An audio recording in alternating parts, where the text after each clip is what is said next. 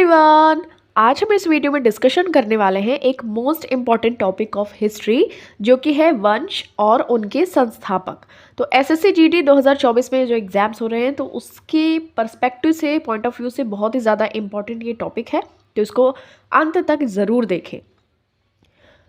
पहला जो हमारा प्रश्न है, हर्यंक वंश का संस्थापक कौन था? Who is the founder of Haryanka dynasty? इसका जो सही उत्तर हो जाएगा बिंबिसार। ठीक है, तो बिंबिसार हर्यंक वंश का संस्थापक था, जिसको कि हम उपनाम है उसका सेनिया या श्रेणिका, इस नाम से हम जानते हैं। और इसका जो टाइम टेन्योर यानी कि कार्यकाल रहा था 544 बीसी से 492 बीसी। गौतम बुद्ध जो थे उनके ये समकालीन था, यानी कि उनके टाइम टेन्योर में ये भी साथ में था। और ये जो बिंबिसार था जो हर्यंक वंश का संस्थापक था, इसने राजगृह शहर का भी निर्माण या संस्थापना की थी।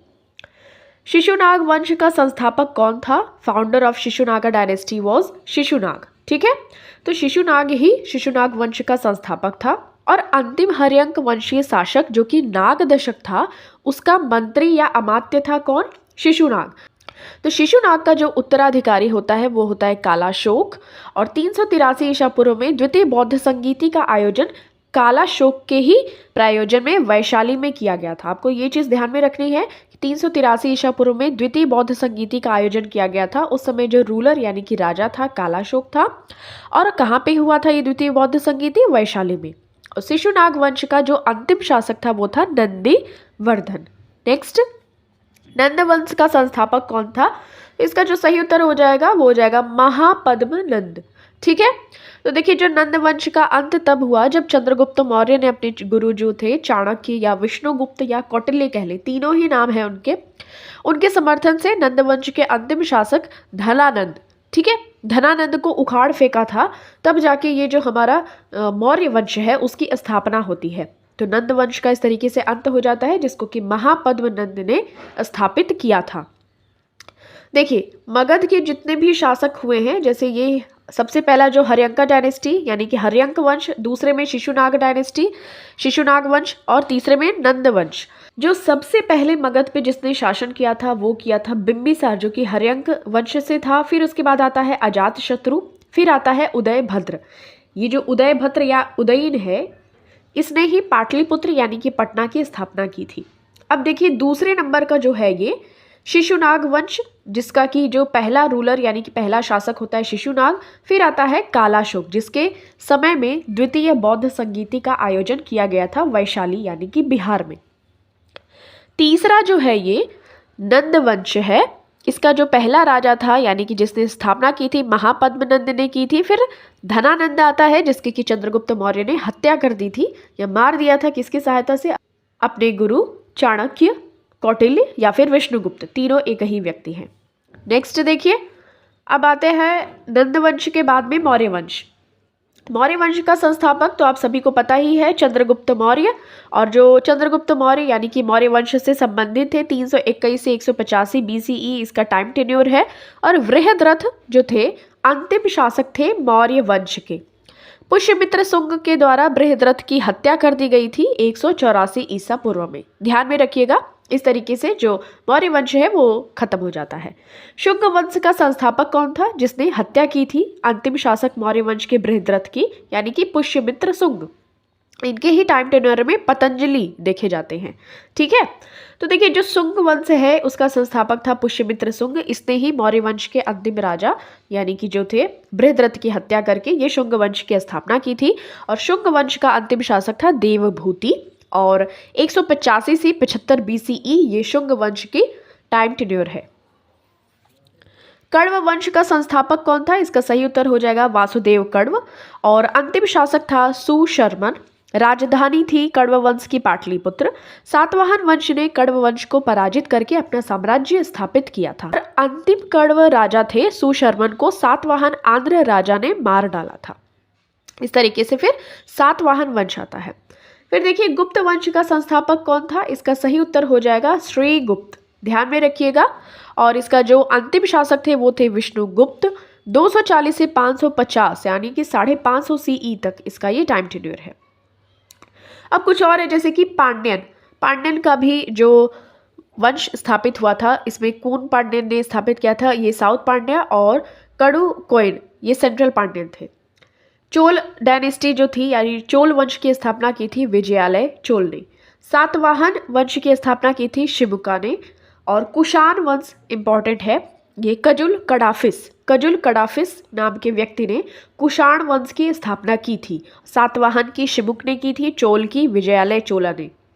ठीक है, सातवाहन वंश का संस्थापक कौन था? इसका सही उत्तर हो जाएगा शिबुक। ठीक है, और अंतिम शासक था सतकर्णी, और 271 से 220 सीई तक इसका टाइम टेन्योर है। पल्लव वंश का संस्थापक कौन था? इसका सही उत्तर हो जाएगा सिंह विष्णु। ठीक है, तो देखिए जो राजधानी थी पल्लव वंश की वो थी कांचीपुरम, और अंतिम शासक था अपराजित वर्मन। दक्षिण के चालुक्य वंश का संस्थापक कौन था? इसका सही उत्तर हो जाएगा पुलकेशिन फर्स्ट, और जो दक्षिण के चालुक्य की राजधानी थी वो थी बादामी, और अंतिम शासक था दक्षिण के चालुक्य का कीर्ति वर्मन। और दक्षिण के चालुक्य यानी डेक्कन चालुक्य डायनेस्टी का जो फाउंडर यानी कि संस्थापक था वो था पुलकेशिन प्रथम। राष्ट्रकूट वंश का संस्थापक कौन था? इसका सही उत्तर हो जाएगा दंती दुर्ग। दंती दुर्ग को दंती वर्मन के नाम से भी हम जानते हैं, और राजधानी थी इसकी मान्यखेट। ठीक है, तो राष्ट्रकूट वंश की स्थापना दंती दुर्ग या दंती वर्मन के नाम से हम जानते हैं उनको, और इनकी राजधानी थी मान्यखेट। होयसला वंश के संस्थापक कौन थे? इसका सही उत्तर हो जाएगा नृप कामा, और इसका टाइम टेन्योर 1026 से 1047 सीई। विजयनगर साम्राज्य का संस्थापक कौन था? तो हरिहर और बुक्का ये दोनों ही भाई थे। इन्होंने यानी कि हरिहर प्रथम ने और बुक्का राय प्रथम ने, इन दोनों ने मिलकर विजयनगर साम्राज्य की स्थापना की थी 14वीं शताब्दी में। ध्यान में रखिएगा। नेक्स्ट देखिए, सल्तनत काल कितने भागों में विभक्त था? तो ये था टोटल 5 भागों में। देखिए, गुलाम वंश, खिलजी वंश, तुगलक वंश, सैयद वंश, लोधी वंश। ऐसे होता है ना जैगरी यानी कि गुड़ खा ले तू साले, ये एक ट्रिक है, इसको आप एज अ ट्रिक लीजिएगा। तो गुड़ से गुलाम, खाले से खिलजी, तू से तुगलक, साले से सैयद और लोधी, साले सैयद लोधी, और ये इसका टाइम टेन्योर है, आप ध्यान में रखिएगा। अब यहाँ पे देखिए मोस्ट इंपॉर्टेंट फैक्ट ये है कि सबसे जो लंबा राजवंश था वो था तुगलक, 94 वर्ष तक। ये टाइम टेन्योर है 1320 से 1414, ध्यान में रखिएगा। सबसे छोटा जो राजवंश था वो था खिलजी वंश, यानी कि मात्र 30 वर्ष, 1290 से 1320 तक। ठीक है, तो गुड़ खा ले तू साले ये एक ट्रिक है। 5 राजवंशों की सल्तनत जो काल था वो विभक्त था, सबसे छोटा खिलजी वंश और सबसे लंबा राजवंश तुगलक। मोहम्मद गौरी ने भारत लौटते वक्त अपना साम्राज्य किसको सौंपा था? इसका सही उत्तर हो जाएगा कुतुबुद्दीन ऐबक को। तो कुतुबुद्दीन ऐबक मोहम्मद गौरी का गुलाम और सेनापति था, उन्हें लाख बख्श कहा जाता था। और देखिए इनके उपनाम थे मलिक और सिपह सलार। गुलाम वंश का संस्थापक था कुतुबुद्दीन ऐबक, लेकिन अगर गुलाम वंश के वास्तविक संस्थापक की बात करें तो वो था इल्तुतमिश। ठीक है, जिसकी की बेटी थी रजिया, जो कि पहली महिला शासिका या मुस्लिम शासिका के तौर पे जानी जाती है। खिलजी वंश का संस्थापक कौन था? इसका सही उत्तर हो जाएगा जलालुद्दीन फिरोज खिलजी। 1290 से 1296 एडी तक इनका टाइम टेन्योर रहा था खिलजी वंश का। तुगलक वंश का संस्थापक कौन था? गयासुद्दीन तुगलक। और देखिए ध्यान में रखिएगा 1320 में गाजी मलिक यानी कि गयासुद्दीन तुगलक ने उपाधि धारण की थी। सबसे पहले इसका नाम था गाजी मलिक, लेकिन जब इसने 1320 में स्थापना कर दी तुगलक वंश की तो इसने अपना नाम रख लिया गयासुद्दीन तुगलक। 1325 में अपनी जीत के जश्न के दौरान एक इमारत के गिरने से उसकी मृत्यु हो गई थी, और जो इसका उत्तराधिकारी था उसका पुत्र मोहम्मद बिन तुगलक था, और नसीरुद्दीन मोहम्मद शाह तुगलक तुगलक वंश का अंतिम शासक था। तो ये सभी चीज़ें आपको ध्यान में रखनी है कि 1320 से 1413 तक ये टाइम टेन्योर रहा था तुगलक वंश का। सैयद वंश का संस्थापक था खिज्र खान, और सैयद वंश की स्थापना खिज्र खान ने 1414 में की थी, ध्यान में रखिएगा।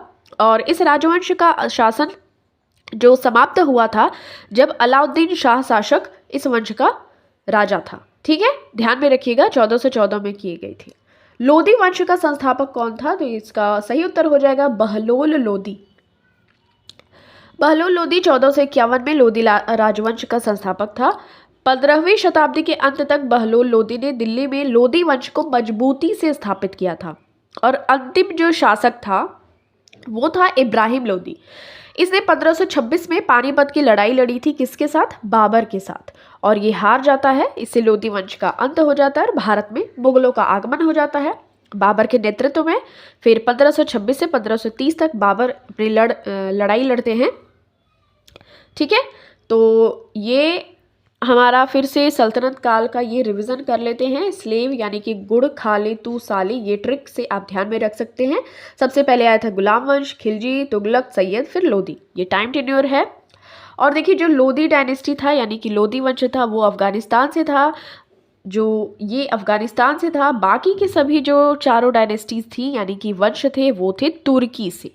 ठीक है, मुगल वंश का संस्थापक कौन था? ये था बाबर, और मूल रूप से वो अफगानिस्तान के फरगना के राजा थे। ठीक है, ध्यान में रखिएगा। Now this question is for you, who was the founder of Satavahana dynasty? Satavahana वंश का संस्थापक कौन था? इसका सही उत्तर आपको कमेंट सेक्शन में देना है। आपके ऑप्शंस हैं Pushyamitra Sunga, Vasudeva Kanva, Simuka, Srigupta. Thank you so much for watching this. मिलते हैं आपसे नेक्स्ट वीडियो में। टिल देन टेक केयर, अपना खूब सारा ख्याल रखिए, keep revising and keep supporting us.